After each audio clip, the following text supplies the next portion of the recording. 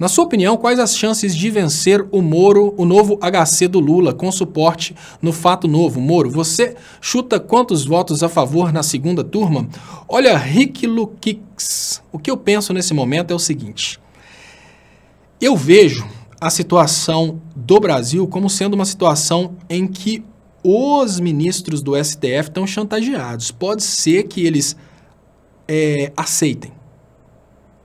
Lógico que é óbvio que dentro do direito, o Lula tem o direito do habeas corpus. Mas sabe qual que é o detalhe? O habeas corpus, nesse motivo, ele traz um detalhe muito forte, que é bem maior que simplesmente a liberdade do Lula. É uma coisa muito maior que peraí, se o Moro é suspeito hoje, ele sempre foi suspeito. Se ele sempre foi suspeito, o julgamento do Lula foi irregular.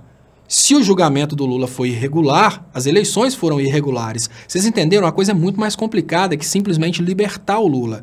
Se a justiça brasileira, nesse momento, conceder um habeas corpus para o Lula ou até anular o julgamento do Sérgio Moro por questões do Sérgio Moro ser um juiz suspeito, a justiça brasileira coloca as eleições em xeque. O mundo inteiro vai falar, peraí, o Lula só foi preso para que ele não ganhasse as eleições, mas o povo queria o Lula, porque as pesquisas anteriores mostram o Lula em primeiro lugar. Se o Lula não tivesse em primeiro lugar nas pesquisas anteriores, a coisa não seria tão pesada até para os ministros do STF. Veja bem, vamos imaginar outra coisa. Vamos imaginar que fosse, vou falar de uma pessoa aqui, não que ela seja inferior, muito pelo contrário, eu gosto muito dele, mas vamos imaginar que fosse o Cabo Daciolo que tivesse sido preso durante o período eleitoral. Tirar o Cabo Daciolo das eleições não ia, obviamente, mudar o resultado das eleições. Vocês concordam isso comigo? Mas no momento em que o Lula foi retirado das eleições, todo o curso das eleições foi alterado. Essa alteração no curso das eleições faz com que os ministros tenham um certo medo de julgar a favor do Lula, porque se libertarem o Lula nesse momento, já está provado para a sociedade que o Moro foi totalmente parcial, que ele perseguiu o ex-presidente Lula. Todo mundo sabe isso.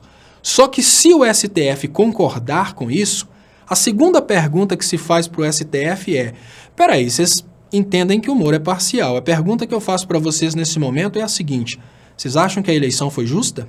Aí a tese de que a eleição foi fraudulenta vai ser referendada pelo Supremo Tribunal Federal. Então, tirar o Lula da cadeia nesse momento não significa só libertar o Lula, significa, inclusive, chamar atenção para uma possibilidade de anulação das eleições. Isso é uma coisa muito complexa quando a gente para imaginar que foi muito difícil para as elites ganharem as eleições.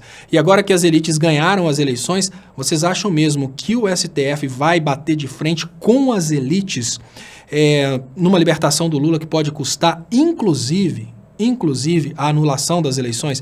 Porque se o Lula for liberto, a tese das eleições fraudadas vai ser uma tese obviamente aceita. Se o Lula começar a falar com a população, o Lula, a gente precisa admitir que ele pode ser odiado por uma parte e amado por outra, mas as duas partes da sociedade, tanto a que odeia quanto a que ama o Lula, todas essas frações da sociedade assistem o Lula, ouvem o que o Lula tem para dizer. E uma coisa eu te garanto, se o Lula começar a fazer vídeos explicando a questão do fake news do kit gay, se o Lula começar a fazer vídeos explicando a questão do uso das igrejas, o Lula pode fazer com que a população se levante contra o processo eleitoral fraudado.